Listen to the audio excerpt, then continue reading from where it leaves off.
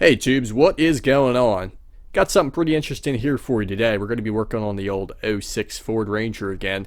And something that I don't think I ever really brought attention to in any of my other videos is that I got this cap for it.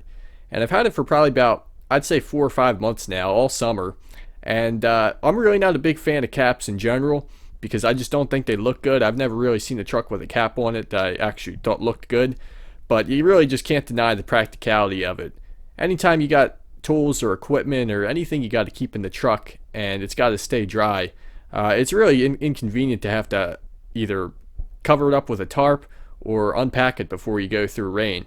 So having a cap is undeniably a highly effective solution to that problem. Now the only problem with my cap right now is that I don't have any lighting inside of it. So anytime it's dark out and I'm trying to load or unload, I got to pull out a flashlight or get my phone or have someone else get a light, and that's pretty inconvenient. So I've come up with a solution that's very cheap and very easy, and I'm going to show you guys what it is. So here is what we got, and we'll unbox it for you guys. Basically what it is it's actually sold on Amazon as a closet light. So it's meant to set up in like some kind of like pantry or closet or whatever. But it's pretty simple. Not a whole lot to it, not a whole lot in the box. You got your instruction manual, you got a little power supply if you want to run it off external power. And then it just comes with a little bit of mounting hardware. As you can see here, it's actually battery powered, which is pretty convenient. It just takes three AA batteries. And then this is also my other favorite feature. It's got these like adjustable hinges slash mounts on it, so that way you can adjust it to any position you want once you got it mounted. If it's something where you need more light in one area than another, you're good to go for that.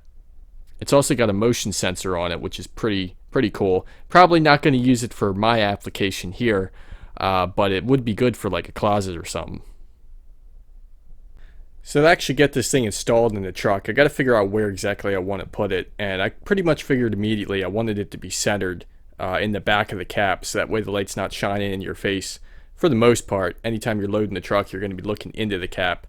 So then it's just a matter of figuring out where the switches will best line up. Like right here, if I put them this way, it's actually going to be where I can't get to the switches, so that's no good. So what I ultimately ended up deciding to do is actually using these hinges on the back and mounting the hinges to the top of the cap, and that way it leaves a little bit of clearance behind the light so I can swing it down and illuminate more towards the bottom of the cap if I want to, or I can swing it back up and keep it totally out of the way.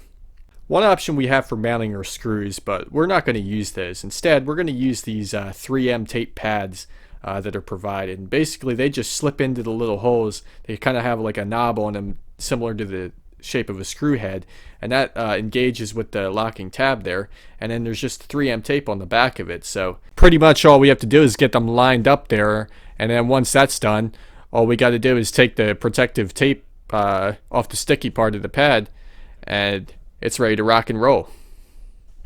Now before we actually install the pad, I just wanted to double check that it was going to work and there was going to be a flat spot for the pads to adhere to. Obviously you don't want to try and stick a flat object to a curved surface because it's not really going to work out super well for you. So I just went ahead and double checked that, and everything was good to go there. Next, in order to make sure that the pads actually stick well, I used some fairly coarse grit sandpaper. I think it was about 200 grit, not exactly, but somewhere around there. And I used that to just try and scuff up the fiberglass where the pads were going to be adhered to. And then once I got them all scuffed up, then I just got some denatured alcohol. Lacquer thinner would probably work too, or even acetone. Just something to make sure I got all the dirt off where I was doing my sanding, and make sure the surface is totally prepped, totally clean for the glue, because glue doesn't stick to dirt. Dirt sticks to glue, but glue doesn't stick to dirt, generally speaking. Then it's just a matter of peeling off our tape, one on each side, and sticking this thing up there. I tried to be as careful as I could while I did it, because once it's stuck, you don't want to pull it off and have to try and readjust it again, because 9 times out of 10, if you do that, it's not going to stick the second time. It might stick, but it won't stick well. So I got it exactly where I wanted it, and then just tried to smash it down as good as I could. First I put pressure on the actual pads, and then I tried to swing the light in and use the whole light kind of as like a lever arm. If we give her a little switch a flip, we see it fires right up, and it turned out in a good place because I can get to it nice and easy. And as you can see, this is where it's right now. It's actually kind of folded down, but if I want to, I can tilt it back a little bit more, and then the light kind of points more towards the bed of the truck as opposed to the rear window. Alrighty now, so just to give you guys the live look at what this thing actually looks at night. It is currently very dark, as you can see or not see. We're actually looking directly into the cap right now, so we'll go ahead and flip our light on, and good morning. That thing's awesome. For what it cost me, that light only cost $15. I don't know if I actually mentioned that, but it's great. Plenty of light, battery powered. You don't have to worry about the whole project running power out into the bed and rigging up switches and relays and terminals. So, oh, you know what just happened there? I had it on the motion sensing mode. There's two positions on the power switch. One's for motion sensing and the other's for continuously on.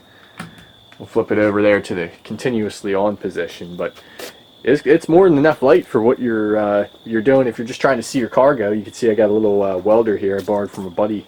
I got to bring that back to him tonight, and it lights up that just fine. I mean, even if I was trying to do some camping in here, it would be plenty of light for that, especially if you blocked off the windows and maybe put some reflective insulation up in there. That would be awesome.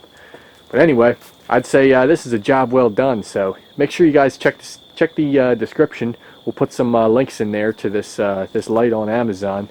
So if anyone else is interested in the quick DIY $15 truck cap lighting system, you can pursue this yourselves.